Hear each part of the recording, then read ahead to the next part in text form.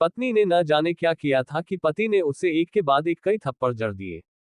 हमेशा हर सिचुएशन को शांति से हैंडल करने वाली पत्नी भी इस बार इतनी अशांत हो उठी कि उसने अपनी चप्पल ही निकालकर पति की ओर दे फेंकी। चप्पल पति के बालों को छूते हुए निकल गई। ये किस्सा यहीं पर खत्म हो सकता था, मगर पति ने इसे अपनी मर्दानगी का विषय बना लिया और बात बद से बदतर होती चली गई। रिश्तेदारों ने भी आग में घी का काम किया। किसी ने कहा, जो औरत अपने पति को चप्पल से मार सकती है वो ना ही तो वफादार हो सकती है और ना ही पतिव्रता। ऐसी औरत परिवार ही नहीं पूरे समाज पर कलंक की तरह है। बीवी के पक्ष वाले कहाँ पीछे रहने वाले थे।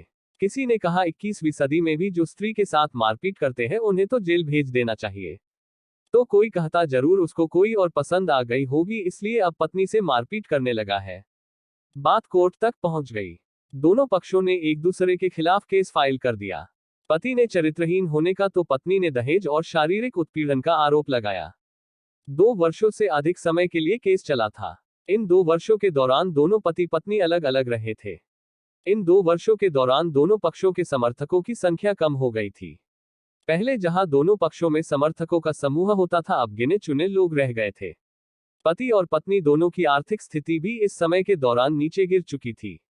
जिन्हें वो अपना शुभचिंतक समझ रहे थे, पैसों की बात आते ही उन्होंने भी अपना पलड़ा झाड़ लिया था। अगर कोई देने को राजी भी हुआ तो मोटे ब्याज की शर्त पर। आखिरकार वही हुआ जो सब चाहते थे, डाइवोर्स।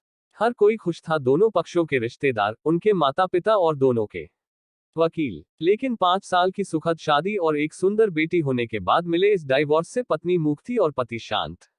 शायद ये एक इत्तेफाक ही था कि इस खुशी को मनाने के लिए दोनों पक्ष के लोग एक ही चाय की टपरी पर बैठे, आमने सामने। इत्तेफाक इसलिए क्योंकि ज्यादातर लोग जो एक दूसरे के विरोध पक्ष को सपोर्ट कर रहे थे वे एक दूसरे को अच्छे से जानते भी नहीं थे। पति पत्नी भी इन सभी से दूर एक दूसरे के सामने मेज पर बैठे। पत्नी ने पति से कहा, अब तो खुश होगे ना, तुम्हारे मन की जो हुई है, मुबारक हो। तुम भी तो आज जीत गई हो। मुझसे तलाक तो तुम्हें भी मिल गया है। Congratulations to you too। पति ने कहा, तलाक को तुम जीत का प्रतीक समझते हो? पत्नी ने पूछा। पति चुप रहा। थोड़ी देर की शांति के बाद पति ने कहा, मुझे तुम्हें 5 लाख रुपए अभी और हर महीने 8,000 देने का आदेश है। अभी मेरे पास पैसे नहीं है, इसलिए हमारा मतलब मेरा जो सिटी में फ्लैट है उसे तुम्हारे नाम कर देता हूँ। पत्नी बोली, लेकिन उस फ्लैट की कीमत तो 18 लाख की है। हाँ, लेकिन हमारी बेटी तुम्हारे साथ है और आगे जाके उसके खर्चे भी बढ़ेंगे, तुम्हें थोड़ी आसानी होगी। पति ने कहा, नहीं नहीं, मुझे सिर्फ 5 लाख ही देना और तुम हर महीने 8,000 तो देने ही वाले हो, मैं मैनेज कर लूंगी। अगर 5 लाख नहीं है तब भी कोई बात नहीं। पत्नी बोली। दोनों फिर से शांत हो गए। पति सोचने लगा, कितनी भोली और समझदार है ये औरत, जो कुछ समय पहले तक मेरी पत्नी थी और अब अनजान। ये वही है जो कम से कम खर्चे में घर चलाती और पैसे बचाकर मेरे जन्मदिन और बर्थडे पर हमेशा मेरे लिए नए कपड़े खरीद लाती।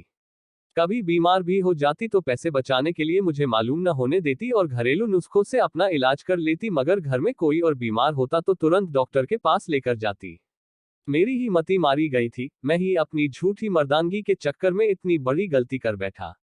पत्नी के दिमाग में भी उथल पुथल चल रही थी। अभी भी वैसा का वैसा ही है, पहले भी खुद से ज्यादा हमारे बारे में सोचता था और अब भी वही कर रहा है।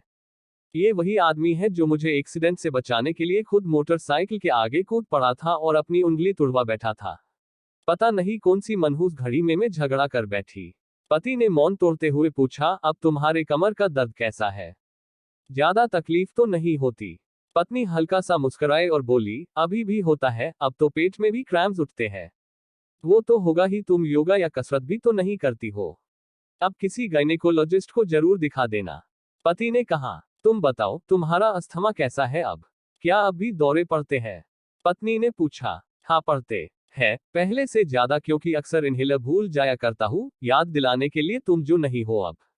पति बोला। पत्नी के आंखों में आंसू आ गए। वो बोली, तुम्हें मेरे चरित्र पर सवाल नहीं उठाने चाहिए थे, तो ये परिस्थिति आती ही नहीं।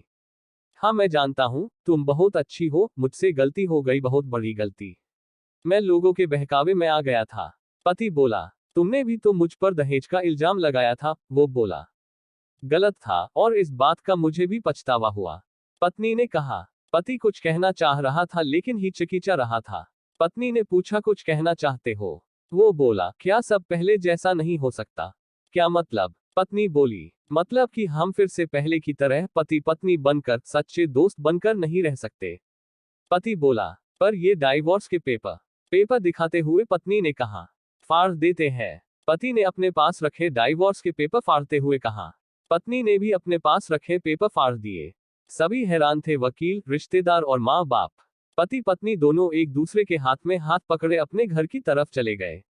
दोस्तों, ये कहानी उन हर पति पत्नी के लिए बड़ी सीख है जो छोटी छोटी बातों पर लड़ते हैं और इन झगड़ों को बड़ा बना के अलग होने का डिसीजन लेते हैं। प्यार और झगड़ा तो एक सिक्के के दो पहलुओं की तरह है, दोनों को स्वीकार करना होगा, तभी ये पवित्र रिश्ता उसकी मंजिल तक पहुंच पाएगा।